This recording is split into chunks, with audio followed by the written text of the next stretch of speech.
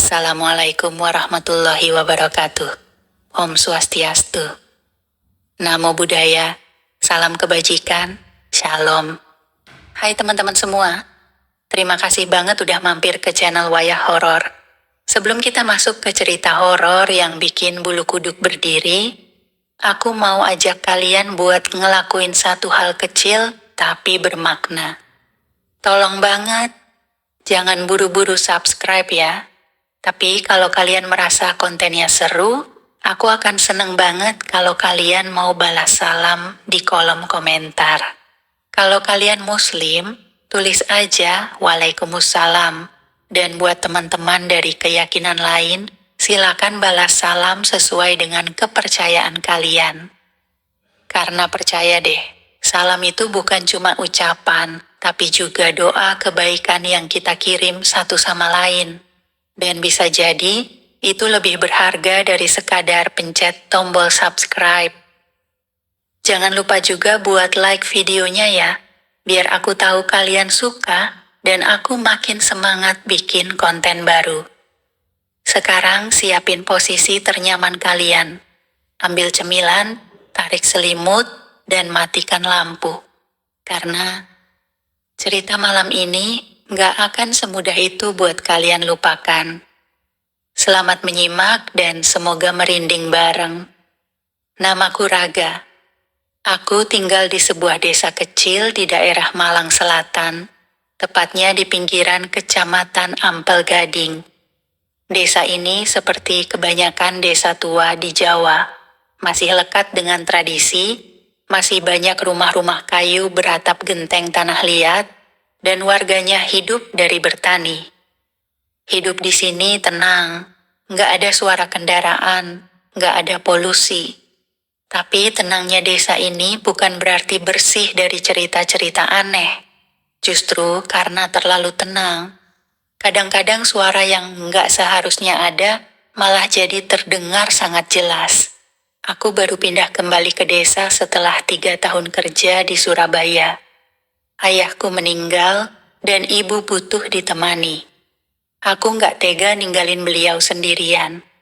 Jadi, sejak 3 bulan lalu, aku kerja di pabrik kecil pengolahan kayu di kecamatan sebelah. Lumayan, walau gajinya nggak seberapa. Hari itu hari Jumat malam, aku lembur karena ada target yang harus diselesaikan. Jam menunjukkan pukul 11 malam lebih sedikit saat aku baru jalan pulang. Motor bebek tuaku mogok setelah aku isi bensin eceran. Mungkin karburatornya kemasukan air. Jadilah aku jalan kaki lewat jalan pintas yang memotong ladang jagung milik Pak Tejo. Aku udah biasa lewat situ. Bahkan waktu kecil aku suka main petak umpet di antara tanaman jagung yang tinggi. Tapi malam itu, hawanya beda. Angin berhembus kencang, tapi anehnya dinginnya sampai ke tulang. Bukan dingin biasa, rasanya kayak ada hawa yang kang ngintip, ngikutin dari balik bayangan pohon-pohon di pinggir ladang. Aku baru jalan sekitar 200 meter saat tiba-tiba angin berhenti. Nggak ada bunyi jangkrik, nggak ada apa-apa. Sepi. Hening. Kayak semua makhluk hidup lagi nahan napas. Dan di situ, pertama kalinya aku dengar suara itu. Kelontang, kelontang, kelontang. Suaranya pelan. Ritmenya nggak beraturan. Awalnya aku pikir suara bambu digoyangin angin. Tapi arah suaranya jelas.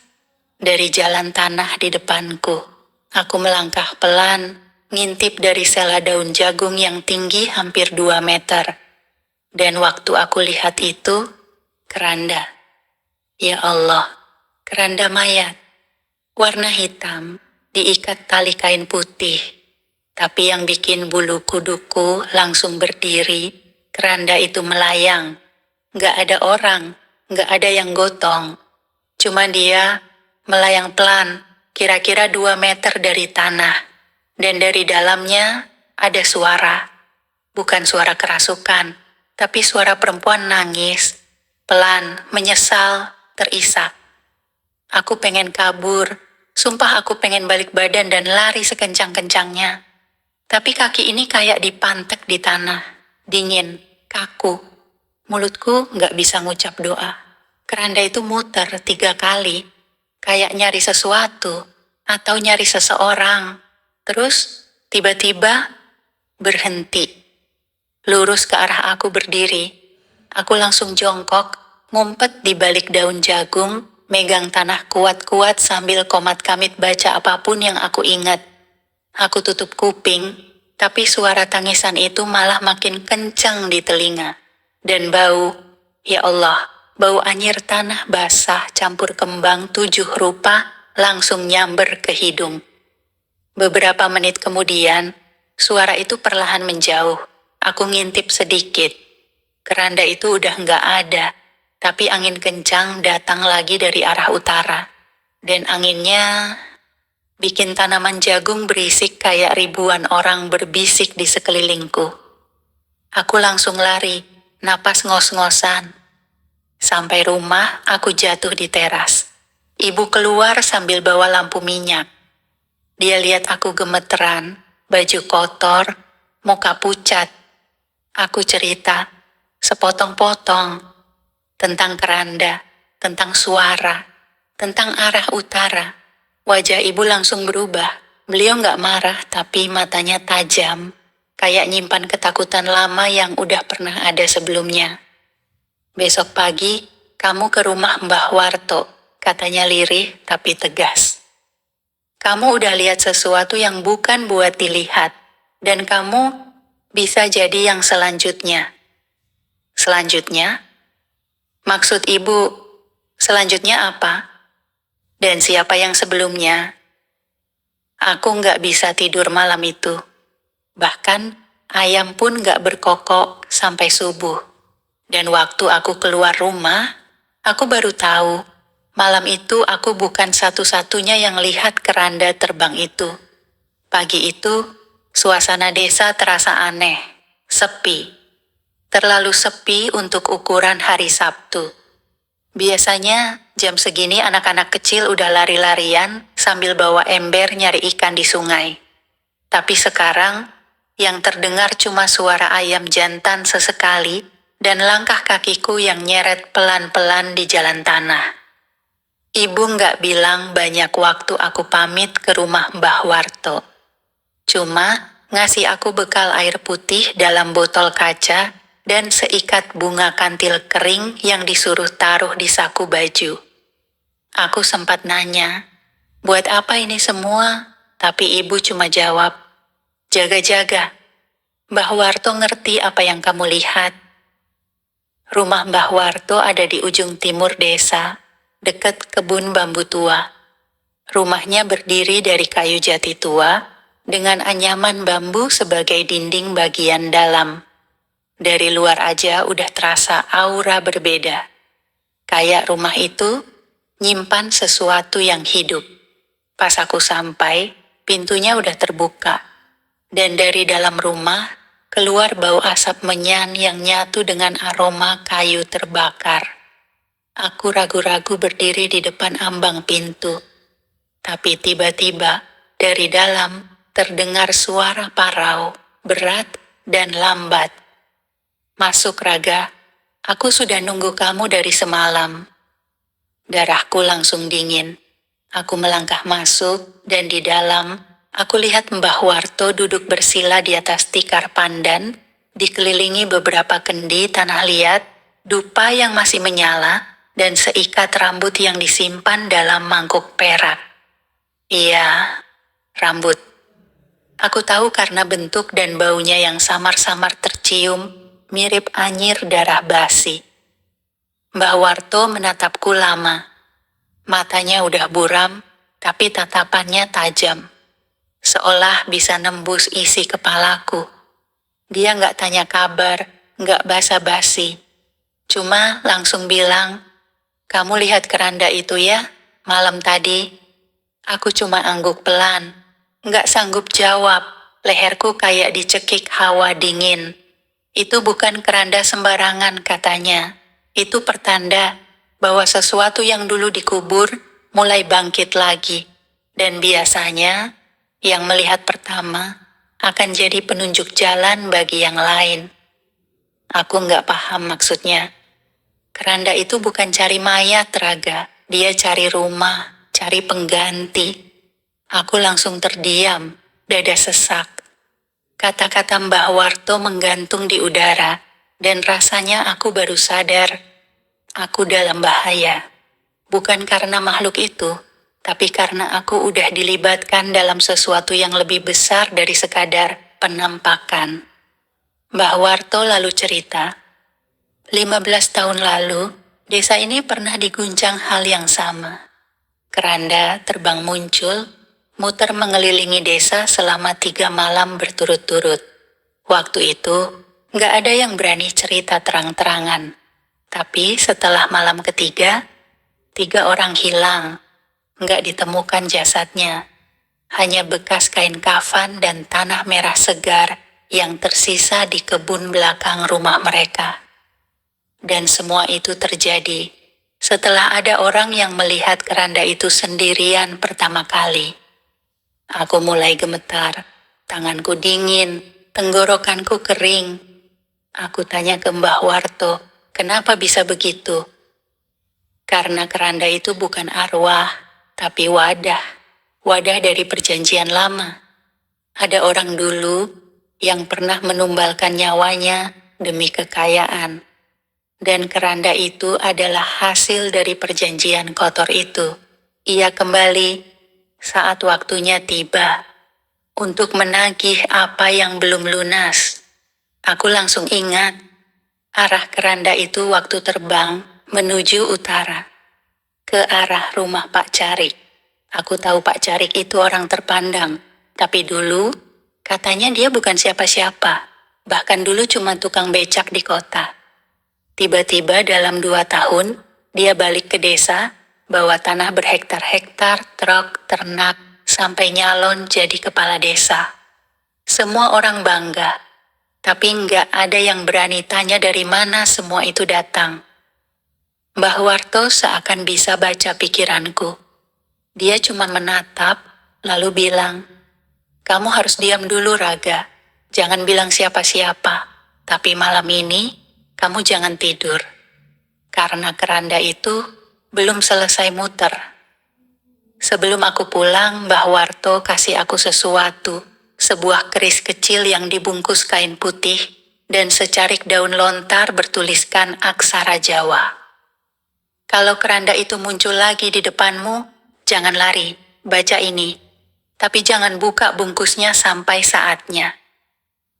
Aku pulang dengan kepala berat, perasaan was-was, dan yang lebih bikin aku takut, kenapa keranda itu muncul setelah aku balik ke desa? Apa karena aku yang dilibatkan atau ada sesuatu dalam keluargaku yang disembunyikan selama ini? Malam itu, aku memutuskan nggak tidur. Dan benar saja, jam 2:15 pagi, suara kelontang itu datang lagi. Tapi kali ini, bukan dari ladang. Dari atas atap rumahku. Malam itu, waktu jarum jam menunjukkan pukul 12:15 pagi, aku duduk sendiri di ruang tengah, hanya ditemani lampu minyak yang cahayanya goyah tiap kali angin malam nyelinap dari celah dinding papan tua. Ibu sudah tidur, meskipun tidurnya tidak tenang. Nafasnya berat, kadang mengigau, menyebut nama almarhum ayah dengan suara pelan. Lirih, seperti berdoa. Aku duduk sambil terus menggenggam kain putih pemberian Mbah Warto. Keris kecilnya belum sempat aku buka, hanya kuselipkan di bawah bantal. Rasanya, jantungku berdetak lebih keras dari langkah kakiku sendiri. Aku menunggu, sambil berharap tak terjadi apa-apa. Tapi harapan itu hancur ketika suara itu datang kembali. Kelontang, kelontang, kelontang.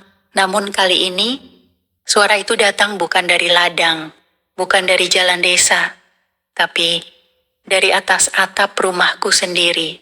Aku langsung berdiri, pelan. Tubuhku kaku, tapi perasaanku seperti disengat listrik. Langkahku kuarahkan ke jendela ruang tamu yang menghadap keluar, tapi aku tak berani membuka gorden bambunya. Dor! Atap seng rumah tiba-tiba bergemuruh, seperti ada benda berat mendarat di atasnya. Suara genteng bergeser, lalu satu lembar genteng jatuh dan pecah di halaman depan. Aku menahan nafas. Lalu, dari luar jendela, samar-samar, aku melihat bayangan panjang melintas. Bayangan seperti keranda, tapi bukan melayang, melainkan merayap pelan di atap rumah, seperti makhluk hidup, seperti ada sesuatu di dalamnya yang bergerak, merangkak, menunggu. Aku tak tahan lagi. Keringat dingin mulai menetes dari pelipis ke leher. Aku buka kain putih dari Mbah Warto, dan di dalamnya ada keris kecil, tua, agak berkarat, tapi terasa panas di tanganku. Bukan panas seperti disundut api, tapi panas seperti hidup.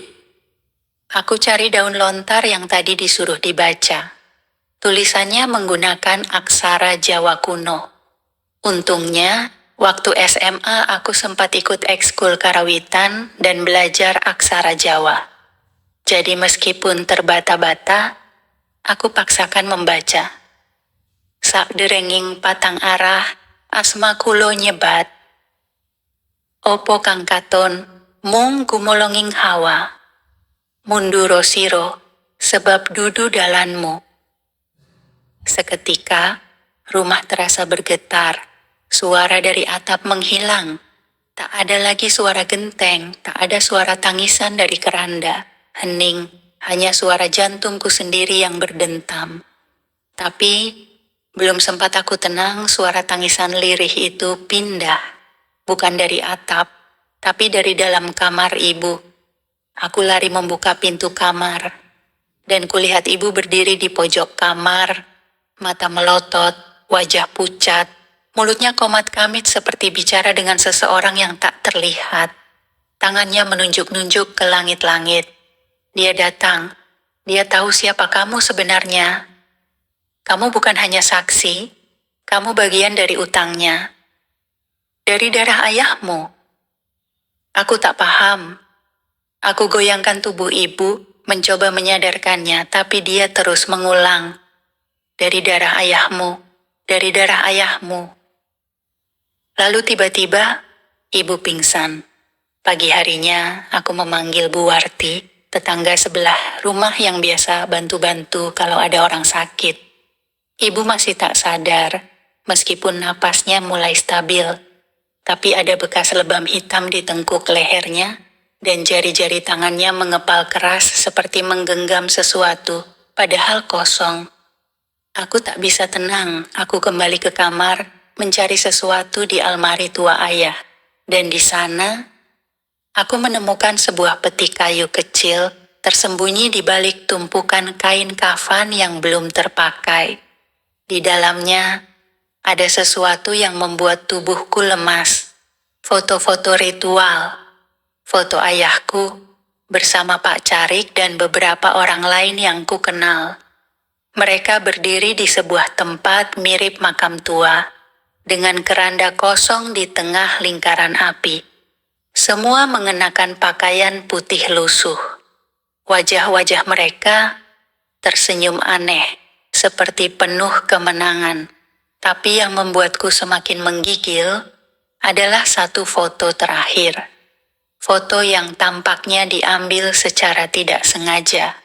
Foto yang memperlihatkan seorang anak kecil, aku sendiri, berdiri di pinggir ritual dengan wajah polos, menyaksikan semuanya.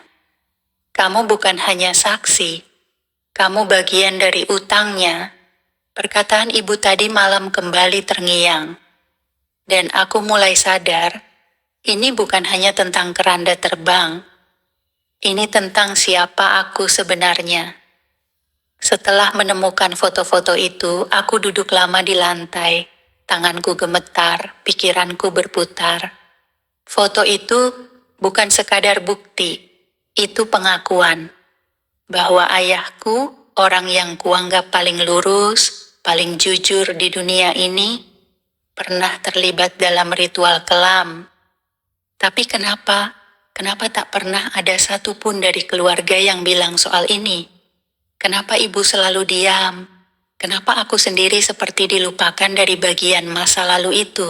Aku nggak bisa diam. Ada sesuatu yang harus kuungkap. Aku tahu risikonya, tapi aku juga tahu aku sudah terlalu dalam dan aku tak bisa lari. Pagi itu, aku kembali ke rumah Mbah Warto. Tapi rumahnya tertutup rapat. Ada semacam tanda dari kain merah diikat di pintu. Bunga 7 rupa ditebar di depan tangga kayu. Tanda orang sedang bertapa atau sedang melakukan ritual tertutup. Aku nggak berani ganggu. Akhirnya, aku memilih jalan lain. Aku datangi Pak Topo, penjaga makam desa yang dulu dekat sekali dengan ayahku. Dulu, aku sering lihat mereka duduk bareng di pos ronda, main catur sambil ngobrol panjang soal sejarah desa dan hal-hal gaib yang tak layak diceritakan ke orang luar. Pak Topo sekarang sudah tua, jalannya diseret, tubuhnya tinggal tulang dan kulit. Tapi matanya masih hidup, tatapan yang tajam seperti mata elang yang tahu arah angin. Waktu aku bilang soal keranda dan foto-foto itu, dia tak terkejut. Tapi yang bikin aku merinding, dia justru tersenyum kecil, pahit, dan bilang pelan, "Akhirnya, giliranmu datang juga, Ga." Aku tanya apa maksudnya. Tapi dia malah berdiri, ambil tongkat kayu dan bilang, "Ayo, ikut aku. Tak tunjukkan tempat di mana semuanya dimulai." Kami berjalan jauh ke timur laut desa, melewati perkebunan kopi yang sudah lama tak terurus, lalu menembus hutan bambu lebat yang disebut warga sebagai Alas Geni. Tempat ini pantang dimasuki sejak belasan tahun lalu. Ada yang bilang dulu pernah ada kebakaran besar yang misterius, tapi tidak ada jejak api. Hanya sisa-sisa pohon yang hangus, tanpa satupun abu. Di tengah hutan itu ada makam tua, bukan makam umum, tapi semacam situs kuno yang sudah ditinggalkan. Nisan-nisannya ditulis dengan aksara Jawa kuno. Beberapa ditumbuhi akar pohon, beberapa hampir rubuh. Tapi di tengah-tengah area itu ada satu lubang besar, tertutup dengan papan kayu dan ditindih batu besar. Pak Topo bilang itu bukan liang lahat biasa. Itu tempat pertama keranda itu dipanggil, Ga. Tempat di mana ayahmu dan 5 orang lainnya menanam sesuatu yang seharusnya tidak pernah dipanggil keluar. Dia cerita, waktu itu ayahku sedang dalam kesulitan besar. Hutang menumpuk, sawah gagal panen 3 tahun berturut-turut. Sementara aku, anak semata wayangnya, sakit keras dan hampir meninggal. Ibu tak sanggup lihat aku meregang nyawa. Maka ayah, dalam keputusasaan, bergabung dalam ritual itu bersama Pak Carik dan yang lain. Mereka mendatangi orang pintar dari luar desa. Orang yang konon punya ilmu pengikat arwah. Tapi sebagai gantinya, harus ada tumbal. Bukan tumbal manusia, tapi garis darah. Dan itulah aku. Aku dijadikan bagian dari perjanjian itu. Bukan untuk mati, tapi untuk menjadi pintu. Jika suatu hari keranda itu kembali, ia akan mencari pintu. Dan itu adalah aku, anak dari orang yang membuat ikatan awal. Pak Topo lalu berjongkok, menyentuh tanah di sekitar papan kayu. Ia membaca doa pendek, lalu berkata pelan, "Tapi keranda itu nggak datang sendiri. Dia datang karena dipanggil kembali. Dan yang memanggil bukan ayahmu." Aku menatapnya bingung. Maksudnya, ada yang hidup sekarang, yang menginginkan kekuatan itu kembali, dan dia yang membangunkan keranda itu. Ayahmu, cuma bagian dari masa lalu. Tapi sekarang ada orang yang ingin menjadikannya masa depan. Orang yang masih hidup, orang yang tinggal di desa ini. Aku langsung teringat Pak Carik. Dan saat itu juga, hawa di sekitar kami berubah. Angin mendadak berhenti, langit terasa lebih berat, dan dari arah kebun bambu, terdengar suara gemerisik. Pak Topo langsung berdiri, wajahnya tegang. Dia bilang, "Kita harus pergi, Ga. Tempat ini sudah nggak aman."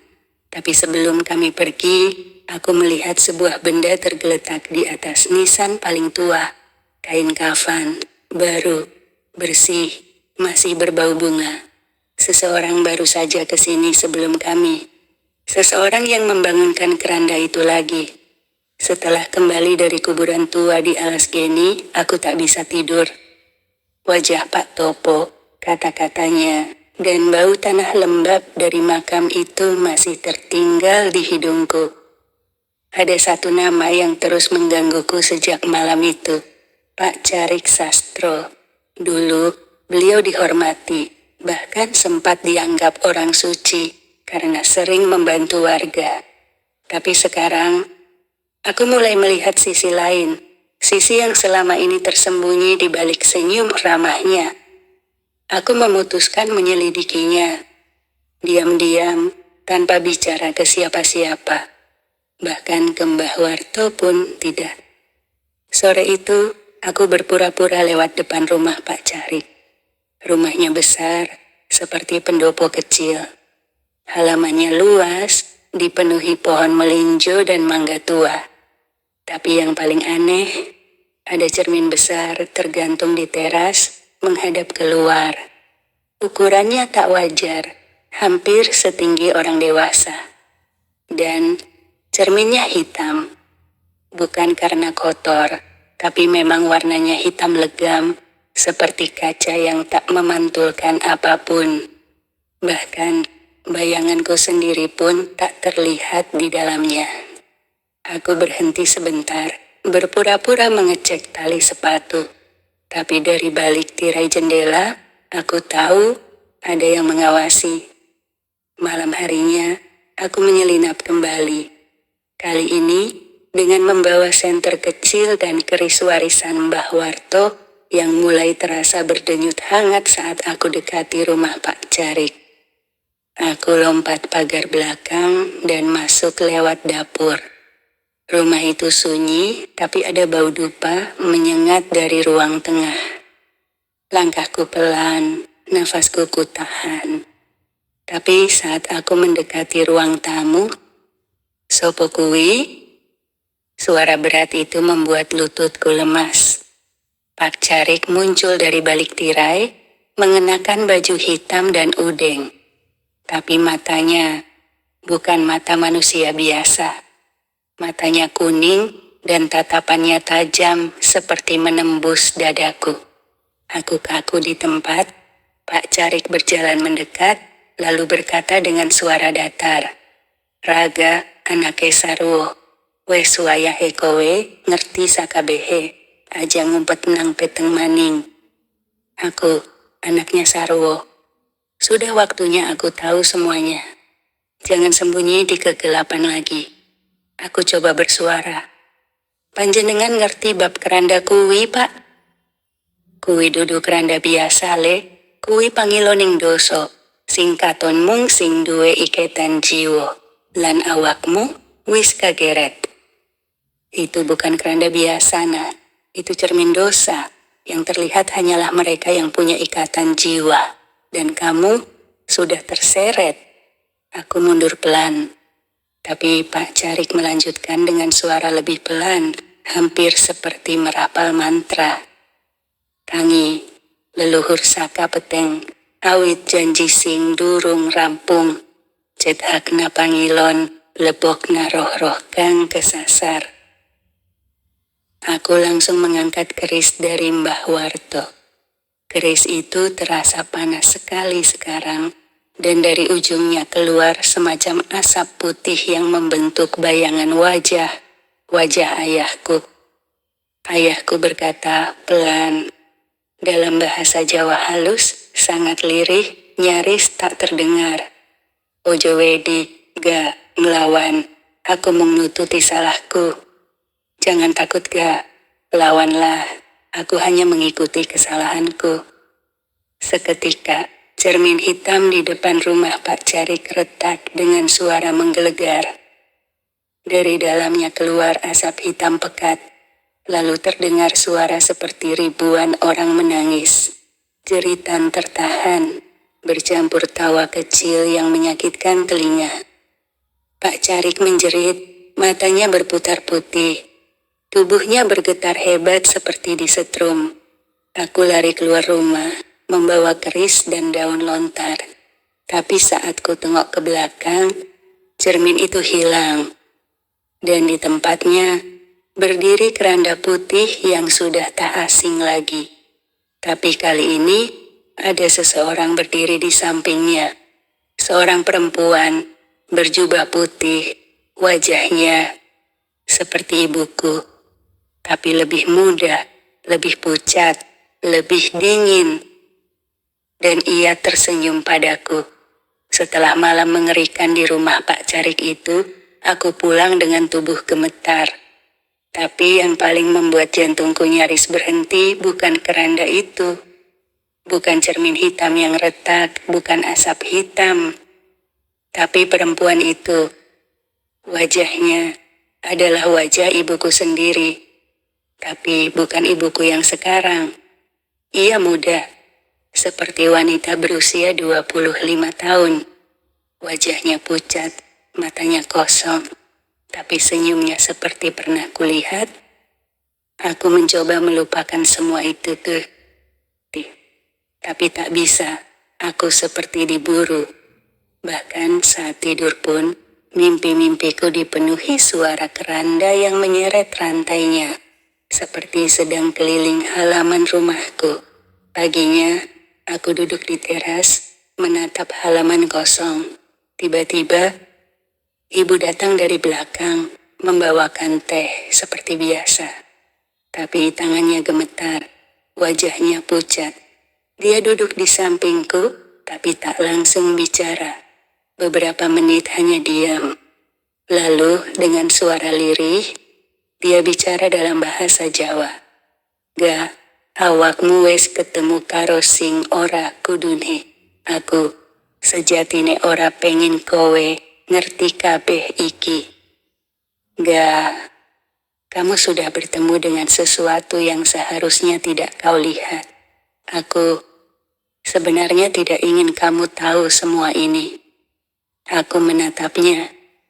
Bu, sopo kuwi, sing nang jejere keranda kuwi, kok pas banget karo wajah ibu pas enom. Merga, kuwi aku le. Karena itu aku nak. Aku terdiam, dadaku seperti diremas. Maksudnya, wingi-wingi, nalika bapakmu melu ritual kuwi, aku uga melu. Tapi ora kabeh ngerti, aku dadi tumbal separo. Ketika ayahmu ikut dalam ritual itu, aku juga ikut. Tapi tidak semua tahu, aku menjadi tumbal separuh. Separuh rohku dititip ke nang pangilon peteng, supaya awakmu selamat. Sebagian dari rohku dititipkan dalam cermin hitam itu, supaya kamu selamat. Aku menangis, marah, bingung. Kenapa bu? Kenapa ndak cerita dari dulu? Mergo kabeh iki dudu dolanan ga? Kuwi dudu ilmu santet, dudu sihir biasa. Kuwi kutukane leluhur. Keluargamu, keluarga kita, wis dadi bagian saka perjanjian peteng iki, saka generasi ke generasi. Karena semua ini bukan permainan ga? Ini bukan ilmu santet atau sihir biasa. Ini kutukan leluhur. Keluargamu, keluarga kita, sudah menjadi bagian dari perjanjian gelap ini. Dari generasi ke generasi. Aku tak bisa berpikir jernih. Hari itu aku hanya duduk di teras, menatap langit, mendengarkan angin seperti membawa bisikan.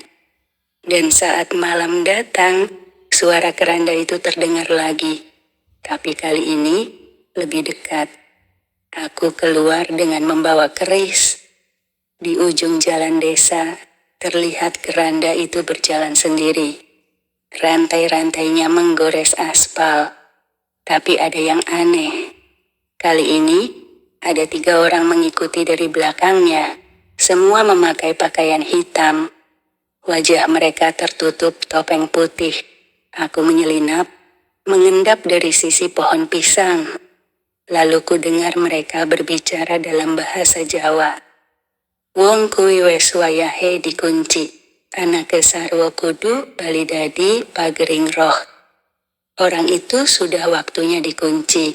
Anak sarwa harus kembali menjadi pagar roh. Yen dheweke ngelawan, kabeh desa iki bakal kebagian getih. Jika dia melawan, seluruh desa ini akan kena bagian darah. Aku menahan nafas, tubuhku gemetar. Aku sadar, ini bukan cuma tentang aku, ini soal seluruh desa. Mereka bukan sekadar penganut ilmu hitam, mereka adalah penjaga warisan kutukan. Dan aku adalah kunci yang membuka jalan antara dunia ini dan dunia seberang. Aku pulang tergesa, langsung menuju lemari tua warisan ayahku. Di bawah tumpukan buku dan alat tani, ada kotak besi. Terkunci, aku pecahkan gemboknya. Di dalamnya, ada kitab lusuh. Bertuliskan huruf Jawa kuno. Tapi halaman depannya aku tahu persis. Sastra Sirip Pangilon Peteng. Dan di bawahnya, tertulis nama ayahku sendiri. Kitab itu, bau tanah dan dupa menyengat saat aku buka. Halaman pertamanya bergambar keranda dengan api di keempat sudutnya, dan satu sosok tanpa wajah di tengah. Tulisan-tulisannya pakai aksara Jawa kuno, tapi aku bisa membaca beberapa karena almarhum Pak Deku dulu pernah mengajarkan. Di tengah halaman tertulis, Sapa sing nyawang pangilon peteng, bakal kasingkir saka roh kasuciannya. Siapa yang memandang cermin hitam, akan terasing dari roh sucinya. Aku menghela napas panjang.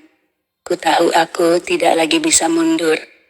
Aku bukan cuma penonton dari kisah ini, aku sudah jadi bagian utama dalam drama kutukan yang diwariskan dari darahku sendiri. Hari itu, aku kembali ke rumah Mbah Warto. Aku butuh jawaban. Kowe wis ndelok pangilon peteng toh? Tanya Mbah Warto dengan suara bergetar. Tangannya menggenggam tasbih kayu cendana. Aku mengangguk pelan.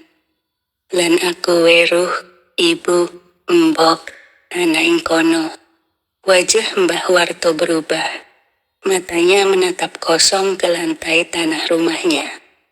Wis wayahe, Georgia. Kutukane kulawargamu kudu diungkapi. Aku ora bisa bantu akeh, nanging ana siji dalan. Sudah waktunya ga? Kutukan keluargamu harus dituntaskan. Aku tak bisa membantu banyak, tapi ada satu jalan. Ia meraih kendi kecil dari bawah almari dan mengambil segenggam abu kelapa tua. Kowe kudu ngadepi Pak Carik sepisanan. Dheweke dudu menungsa biasa. Dheweke kuncen pangilon. Kamu harus menghadapi Pak Carik terlebih dulu. Dia bukan manusia biasa. Dia penjaga cermin. Aku mengangguk, tapi masih ada satu pertanyaan besar di hatiku. Kenapa ibu ngorbanin separuh rohnya? Mirgo kowe, kunci pengikat antar jagat. Karena kamu adalah kunci penghubung antara dua dunia. Malam itu, aku pulang dengan langkah berat. Tapi sebelum aku masuk rumah, aku melihat bayangan hitam berdiri tepat di depan pintu. Perempuan berjubah putih. Lagi-lagi, wajahnya wajah ibu. Tapi kali ini, ia tidak tersenyum. Tangannya menunjuk lurus ke pundakku. Dan saat aku menunduk, ada tangan lain. Tangan pucat, kurus, mencengkeram bahuku dari belakang. Aku berbalik cepat, tapi tak ada siapa-siapa. Saat aku kembali menatap ke depan, perempuan itu sudah menghilang. Tapi di pintu, tergores tulisan seperti diukir dengan kuku, "Wektumu entek, jupuk rohmu utawa desamu entek." Waktumu habis, ambil rohmu atau desamu binasa. Aku menangis malam itu, bukan karena takut, tapi karena aku sadar aku harus memilih roh ibu atau keselamatan satu desa.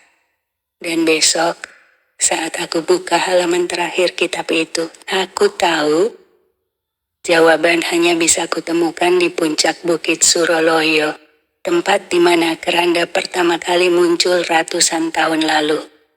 Tempat itu sudah dikeramatkan dan dikunci sejak 3 generasi lalu. Tapi sekarang, aku harus ke sana sendiri. Dengan membawa keris, kitab, dan sisa-sisa doa dari seorang ibu yang telah membelah rohnya untukku. Malam sebelum aku berangkat ke puncak Bukit Suroloyo, aku tidur di depan altar kecil peninggalan Simbah. Ku dengar suara ibu dari mimpiku, bukan sekadar suara, tapi rintihan. Ga, ojo ndang bali nek atimu durung ikhlas. Ga, jangan pulang kalau hatimu belum rela. Aku terbangun dengan keringat dingin membasahi seluruh tubuhku. Di luar, terdengar angin bertiup aneh, tidak seperti biasanya. Bunyinya seperti napas yang mendengus dari tanah. Aku tahu, waktuku sedikit. Perjalanan menuju Bukit Suroloyo tidak mudah. Jalannya hanya setapak kecil yang sebagian tertutup ilalang tinggi. Udara dingin menusuk kulit dan suasana sepi, terlalu sepi, seolah dunia sedang menahan napas. Saat mendekati lereng, aku bertemu seseorang tua berjubah abu-abu. Wajahnya tak asing. Ia adalah bekas Kiai Langgar tua yang dulu hilang tiba-tiba setelah sholat Jumat 3 tahun lalu. Ga, balik kowe, jaren delok kitab kuwi. Ga, kau kembali, katanya kau sudah melihat kitab itu. Aku mengangguk. Kulo nyuwun dalan yai, kulo kudu nang dhuwur. Opo kowe wis siap? Apa kamu sudah siap? Durung, nanging nek aku ralunga, kabeh bakal entek. Yaitu itu memberi aku kendi kecil. Iki banyu saka sumur Jatiningsih. Yen awakmu kejiret, siramna karo iki.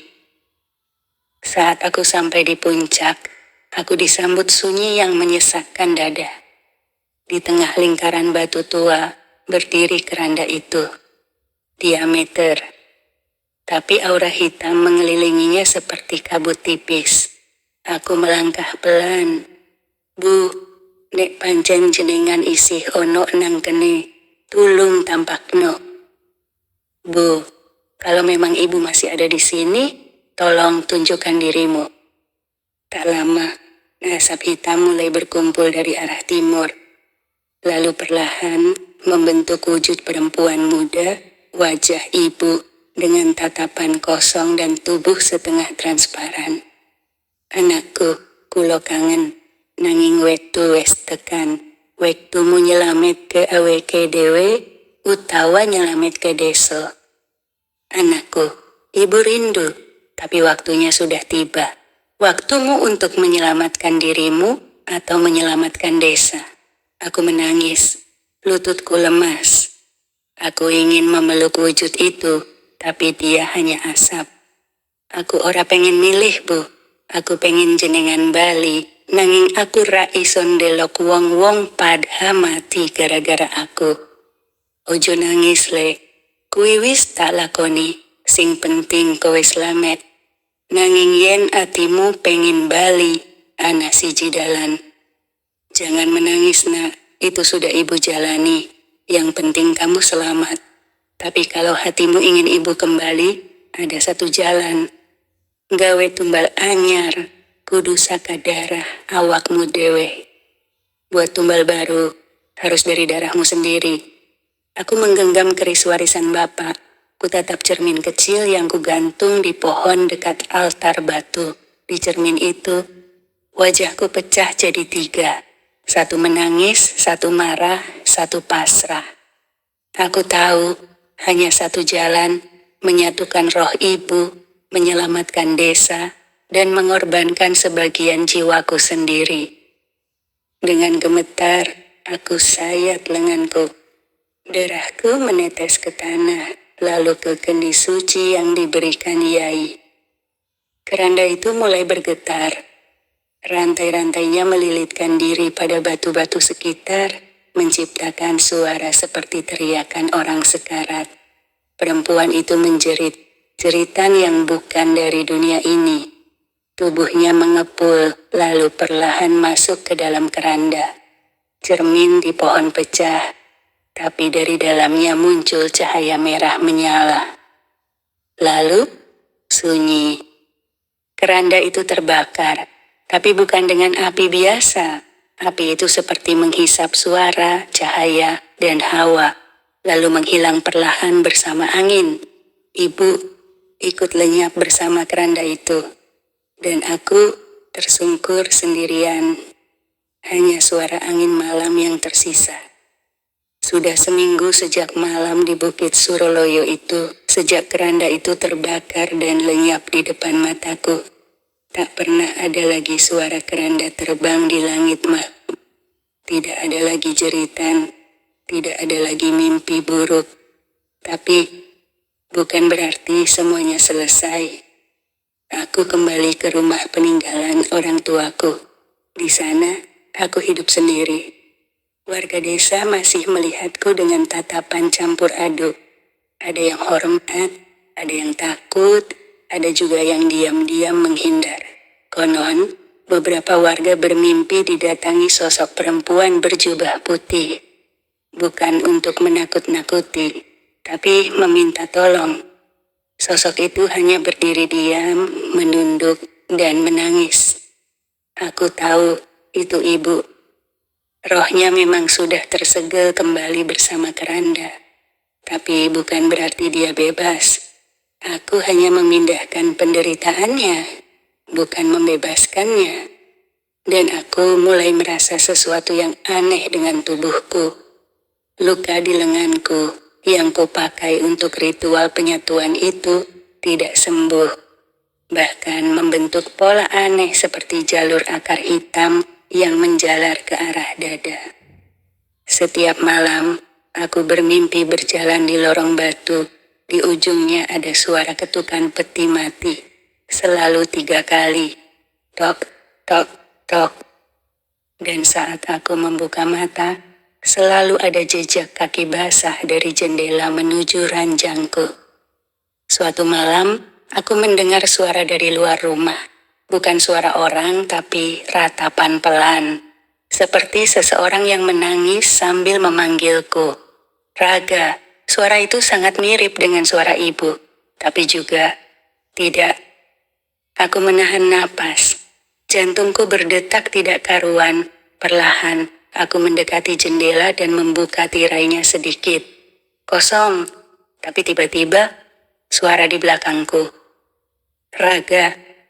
Aku menoleh cepat, tapi tak ada siapa-siapa. Hanya cermin di dinding yang sudah kuselubungi kain putih sejak kejadian itu. Tapi kainnya jatuh sendiri. Di cermin, aku melihat bayanganku. Tapi kali ini, bayangan itu tidak mengikuti gerakanku.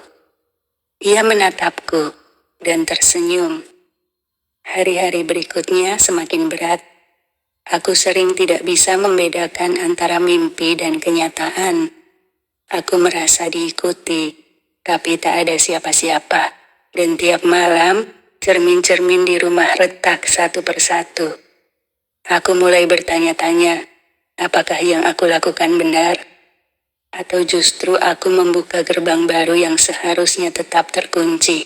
Puncaknya, suatu malam, aku mendapati seekor ayam mati tergantung di depan pintu rumahku. Lidahnya terjulur panjang dan tubuhnya penuh belatung. Dan di bawahnya ada tulisan dari tanah liat. Kamu sudah menyatu dengan roh, tapi belum membayar harga. Aku pikir semua akan selesai setelah keranda itu musnah. Tapi ternyata itu bukan akhir. Itu justru permulaan. Setiap malam tubuhku semakin berat. Bukan karena lelah, tapi karena ada sesuatu di bawah kulitku yang terasa bergerak. Seperti akar, atau lebih tepatnya, seperti urat hidup yang merayap pelan. Membentuk simbol-simbol aneh di dada dan perutku. Aku pernah mencoba mencakar salah satunya, dan yang keluar bukan darah, tapi lendir hitam yang berbau anyir dan amis.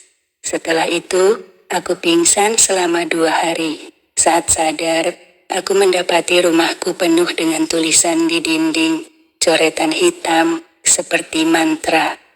Aku tidak tahu siapa yang menulisnya. Tapi semuanya dalam bahasa yang sama seperti kitab lama itu. Di tengah tulisan itu, tertulis satu kalimat besar. Kau telah menyatu, tapi tubuhmu belum mengenali siapa penghuninya. Aku mulai kehilangan kendali. Kadang aku bicara sendiri. Kadang aku mendengar bisikan, seperti ada 2 suara dalam kepalaku yang sedang berdiskusi tentang nasibku. Suatu malam, aku duduk di depan kaca satu-satunya yang belum pecah. Di sana, aku mencoba berbicara pada diriku sendiri. Siapa aku sekarang? Dan bayangan di dalam kaca menjawab, tanpa membuka mulutku. Kamu adalah pembuka pintu. Aku mundur, tubuhku gemetar. Cermin itu membalas. Malam itu, mimpi datang lebih nyata. Aku berjalan di tengah padang rumput hitam. Di sekelilingku ada keranda-keranda terbang, puluhan, ratusan. Semuanya mengelilingiku dari kejauhan. Dari salah satu keranda, keluar sosok berjubah merah. Bukan ibu, bukan manusia. Wajahnya tertutup rambut, dan tubuhnya melayang tak menyentuh tanah. Ia menunjuk ke arahku, lalu berucap, 1 jiwa telah kamu bayar, tapi pintu yang kamu buka membawa ribuan jiwa lainnya. Bersiaplah, penjaga baru. Aku terbangun dengan teriakan, tubuhku basah kuyup oleh peluh, dan yang lebih mengerikan salah satu jari tanganku hilang. Tak berdarah, tak sakit, hanya hilang, seolah-olah tidak pernah ada. Tapi aku tahu itu bagian dari perjanjian yang tak kusadari, bagian dari harga yang belum lunas. Sejak malam itu, aku tak bisa tidur lagi. Aku mulai menulis ulang semua tulisan dari kitab itu ke dinding kamarku, dengan darah hewan yang kupotong sendiri. Warga desa mulai menjauhiku. Mereka bilang aku gila, tapi aku tahu aku hanya sedang bersiap menghadapi sesuatu yang lebih besar. Karena di langit malam, suara keranda itu mulai terdengar lagi. Tapi kali ini bukan 1, 4 keranda berputar pelan di atas langit desa. Dan mereka tidak datang untuk mengambil, mereka datang untuk menetap. Langit malam itu bukan seperti malam biasanya. Bintang-bintang menghilang, bulan seperti dibungkus kabut tebal. Dan dari kejauhan, suara itu, glek, glek, glek. Dentingan rantai besi dan papan kayu keranda yang mengayun di udara. Aku berdiri di tengah halaman rumah, memandang ke langit. 4 keranda berputar perlahan, diameter. Tapi terasa, mereka sedang menunggu. Di tanganku, kitab tua warisan Simbah mulai terasa panas. Halaman-halamannya bergerak sendiri, terbuka ke bagian tengah. Ada tulisan besar di sana. Wong sing wis mbuka kelawang, kudu nutup nganggo atine dewe. Aku yang membuka gerbang harus menutupnya dengan hatiku sendiri. Aku tahu saatnya tiba. Malam itu aku nekat mendatangi Mbah Sadran, penjaga makam tua di ujung desa. Lelaki renta itu sudah buta, tapi katanya ia bisa mendengar suara tanah. Saat aku masuk ke pondok tuanya, ia langsung bicara tanpa menoleh. Kowe wis teka, awakmu wis kotor, hati lan jiwamu wis dicap. Kau datang, tubuhmu sudah ternoda, hatimu dan jiwamu sudah ditandai. Aku kudu nutup lawangku imbah, jawabku pelan. Opo kowe wis siap ilang? Apakah kamu siap untuk lenyap? Aku terdiam. Mbah Sadran meraih tongkatnya, lalu berkata, lawangku ora iso ditutup nganggo tangan, menganggo niat, nyawa, lan pangapuramu. Ayo, lunga bareng aku. Kami berjalan menuju lemah Kisik, dataran berpasir yang dipercaya sebagai tempat roh-roh datang dan pergi. Di tengah padang itu, api menyala sendiri, membentuk lingkaran. 4 keranda melayang rendah mengelilingi kami. Udara menjadi dingin seperti es. Rambutku berdiri. Mbah Sadran mulai membaca mantra dalam bahasa Jawa kuno. Suaranya berat dan dalam, membuat tanah bergetar pelan. Aku berdiri di tengah lingkaran, kitab di tanganku terbuka, dan keris warisan bapakku letakkan di atas tanah. Lalu, dari dalam keranda, keluar sosok-sosok. Wajah-wajah penuh luka, tubuh membusuk, namun matanya, semuanya menatap aku. Salah satunya berkata, Raga, kowe sing buka, saiki nutup nganggo nyawamu. Raga, kamu yang membuka, sekarang tutup dengan jiwamu. Aku menggigit bibir. Ku tahan rasa takut. Kupandang mereka satu persatu dan berkata lantang, yen pancen aku kudu ilang kanggo nutup lawang iki, aku gelem. Tapi, ojo nganti anak-anakku ngrasakne sing tak rasake. Jika memang aku harus lenyap untuk menutup gerbang ini, aku rela. Tapi, jangan sampai anak-anakku merasakan apa yang aku rasakan. Tiba-tiba, tanah di bawahku retak. Api melesat dari celahnya, dan tubuhku seperti tersedot ke dalam cahaya. Suara-suara itu menjerit. Jeritan kemarahan dan kesedihan jadi satu. Mbah Sadran berteriak, jupuk hatimu, Raga, gawe panggonan kanggo nutup dalan pepati. Ambil kembali hatimu, Raga. Jadikan ia tempat untuk menutup jalan kematian. Aku pejamkan mata. Dalam gelap aku melihat wajah ibu.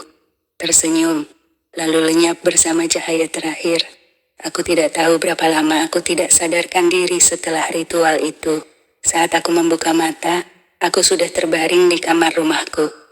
Udara pagi masuk lewat jendela yang terbuka, dan suara burung terdengar seperti biasanya. Tapi, ada yang terasa berbeda.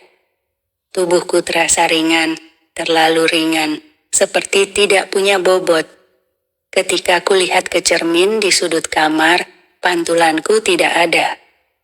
Aku mengetuk kaca itu dengan panik, tapi bayangan itu tak muncul. Aku mencoba bicara, tapi suaraku seperti terpantul ke dalam. Lalu dari luar kamar terdengar suara yang sangat aku kenal, Mbah Sadran. Kowe wis bali, nanging ora sakabehe. Kau telah kembali, tapi tidak sepenuhnya. Aku keluar dan melihat beliau duduk di kursi bambu tua sambil menatap sawah. Wajahnya jauh lebih tua dari terakhir kali kulihat. Kulitnya keriput, matanya semakin kosong. Wektu nang lemah Kisik iku, awakmu ditarik karo jagat antarane. Awakmu bali, ning rohmu isi setengah anak kono. Saat di lemah gisik itu, tubuhmu ditarik oleh dunia di antara. Tubuhmu kembali, tapi rohmu masih separuh di sana. Aku mendekat, merasa bingung. Terus, maksudnya aku iki apa mbah? Lalu, maksudnya aku ini apa mbah? Kowe saiki dadi penjaga. Lawang wis ketutup ning sing kala ora tau mati. Dheweke mung ngenteni, nganti penjagane lengah. Kau sekarang adalah penjaga. Gerbang memang telah tertutup, tapi kutukan tidak pernah mati. Ia hanya menunggu sampai sang penjaga lengah. Hari-hari berikutnya, aku hidup dalam bayang-bayang dua dunia. Kadang aku melihat dunia seperti biasa. Tapi saat malam datang, roh-roh yang tidak pernah kukenal mulai berdatangan. Mereka tidak menyerangku, hanya berdiri, diam, seolah mengawasi. Suatu malam, aku mendengar suara keranda lagi. Tapi kali ini bukan dari langit, dari dalam tanah. Aku panik, kutemui Mbah Sadran lagi. Mbah, kenapa dering rampung? Kenapa isi ono suarane? Mbah, kenapa belum selesai? Kenapa masih ada suaranya? Keranda iku ora mung pengangkut pati, iku uga tanda yen keseimbangan antarane jagat wis miring. Keranda itu bukan sekadar pengangkut kematian, ia juga tanda bahwa keseimbangan antar dunia telah miring. Aku mengerti saat itu, aku bukan pahlawan, aku hanya wadah baru, penjaga batas. Setiap malam aku harus berjaga, membaca mantra, menahan mereka yang ingin kembali.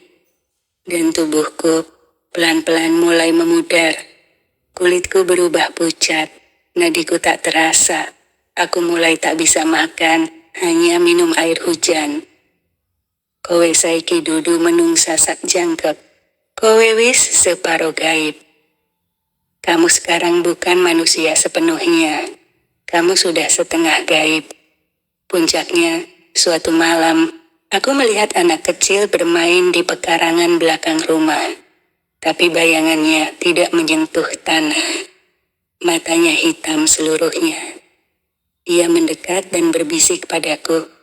Penjaga, kulo arep mlebu maneh. Mbok menawi jenengan turu seket hikwae. Penjaga, aku ingin masuk lagi. Mungkin jika kau tidur sebentar saja. Aku menggigil. Kututup semua celah, semua cermin, semua pintu. Tapi ku tahu, ini baru awalnya. Aku sudah tidak menghitung berapa malam aku tidak tidur. Di setiap mimpi yang pernah kuharapkan, kini hanya ada wajah-wajah asing menatapku dari balik kabut. Kadang mereka menangis, kadang hanya menyeringai tanpa mata. Tapi malam itu berbeda. Langkah kaki kecil terdengar di depan rumah. Seperti suara sandal jepit yang terlalu ringan. Aku buka pintu perlahan dan kulihat anak lelakiku, Gibran, berdiri menatap langit. Le, ngopo kok durung turu? Tanyaku. Gibran hanya menunjuk ke langit. Pak, koyo ana peti mabur. Hatiku mencelos. Aku mendekat dan memeluknya. Wis, masuk yo. Ojo ndelok langit maneh. Nek ono sing nyeluk, ojo dijawab. Besok paginya, aku sowan maneh nang omahe Mbah Sadran. Wajahnya tambah sepi, matane kosong kaya sumur tua sing wis suwe garing. Kowe wis kelangan bayanganmu, saiki anakmu sing bakal dadi bayangan anyar. Aku kaget. Opo maksude Mbah? Kutukan iki dudu kanggo siji urip. Iki turunan, sing kala milih, ora mung kowe, tapi sapa wae sing duwe jejakmu. Aku lungkne nang lemah, genggam tanah sing isih lembab karo tangan gemeteran. Mbah, aku wis ndedonga saben dino, aku wis pasrah. Tapi anakku, ojo nganti anakku kena kutukan iki. Mbah Sadran mung ndeleng langit, terus alon-alon ngendika. Kabeh lawang bisa ditutup raga, tapi kunci paling akhir, ana ing atine anakmu dewe. Malam ke-13. Langit peteng banget ora ono rembulan. Gibran nangis waktu bobo. Katanya, ada suara keranda yang manggil namanya dari belakang rumah. Waktu aku lungguh ing pojokan kamar, kitab kuna warisan simbah mbukak dewe. Halaman terakhirnya lah abang, kaya kobongan. Tulisan Jawa kuna sing muncul ing tengah. Sing mlebu liwat tresna, mung iso diusir nganggo tresna. Lan wektu kuwi, aku ngerti. Aku ora iso nglawan kutukan iki karo mantra, keris, utawa kitab. Aku kudu nglindungi anakku nganggo atiku, karo cinta sing paling jero. Aku peluk Gibran erat-erat, ku peluk sambil ndonga lirih. Mata anakku pelan-pelan merem, dan untuk pertama kalinya, malam itu tidak ada suara rantai keranda. Malam itu suara burung gagak terdengar lirih dari arah kuburan tua. Suara yang tak biasa, karena gagak seharusnya tak berkeliaran malam hari. Aku tahu, waktuku hampir habis. Aku melihat Gibran yang mulai murung, matanya sering kosong, dan malam-malamnya dipenuhi mimpi buruk. Maka, aku kembali mendatangi Mbah Sadran untuk terakhir kalinya. Saat aku masuk ke pondok reyotnya, aku langsung bicara. Aku arep ngelindungi anakku Mbah. Nek kudu ritual pungkasan, ayo, aku wis siap. Mbah Sadran ngangkat tangan alon, suarane pelan. Ritual iki ora gampang raga. Sing dikorbanke dudu darah, tapi kenangan. Sing ilang dudu awak, tapi dalane balik. Kowe kudu ngelakoni bareng anakmu. Ing papan sing pisanan keranda mabur. Tepat malam menjelang purnama, aku dan Gibran pergi ke tengah ladang. Tempat pertama keranda itu terlihat. Aku bawa kitab kuno, senter minyak dan segenggam rambut ibuku yang dulu disimpan di kain kafan. Saat kami duduk bersila di tengah tanah kering, aku merasakan tanah bergetar perlahan. Gibran menggenggam tanganku erat. Sambil berkata pelan, Pak, aku wedi, nanging aku pengen kutukan iki rampung. Aku mengangguk. Kurasakan dadaku sesak, tapi aku tahu, anak ini lebih kuat dariku. Kami mulai membacakan doa dari kitab Simbah.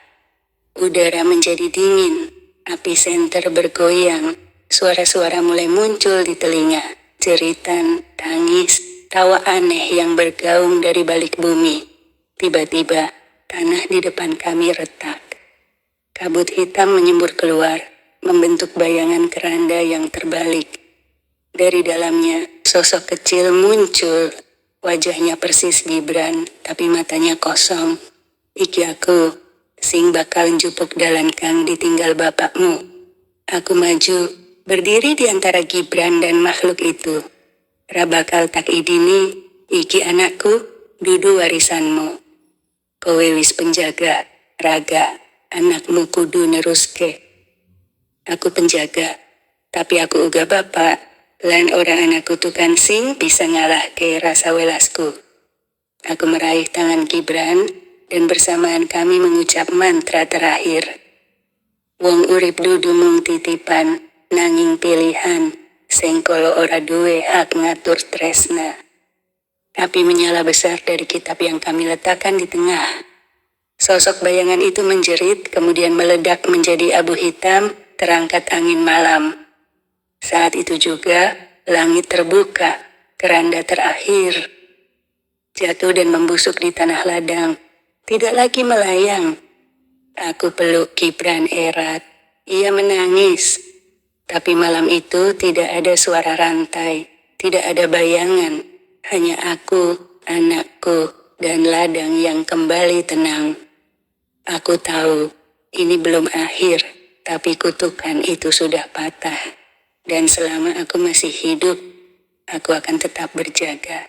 Sudah 2 tahun berlalu sejak malam purnama itu. Ladang tempat keranda terakhir jatuh kini ditumbuhi ilalang tinggi. Tak ada yang berani menyentuh tanahnya. Tapi setiap orang di desa tahu, di sanalah batas terakhir antara yang hidup dan yang gaib pernah dibuka. Aku masih hidup. Gibran tumbuh jadi anak yang kuat, meskipun kadang ia mematung menatap langit malam. Pak, katanya suatu malam, kenapa kadang aku ngerasa kene ana sing delok saka pojok kamar? Aku tidak langsung menjawab, hanya mengelus kepalanya, memeluknya dan berbisik. Sing penting le, nek ono sing nyeluk, ojo dijawab. Nek ono sing ngajak, ojo melu. Merga wong urip kuwi kudu eling lan waspada. Malam-malam di desa memang tenang, tapi kadang angin membawa bau kain kafan lembab. Kadang suara rantai samar terdengar dari arah barat, hanya sebentar, lalu hilang. Aku tahu, mereka masih ada, tapi mereka tidak bisa masuk. Tidak selama aku dan Gibran masih menjaga. Sekarang aku tidak takut lagi. Bukan karena aku sudah kebal, tapi karena aku belajar satu hal. Cinta dan keberanian jauh lebih kuat dari kutukan dan rasa takut.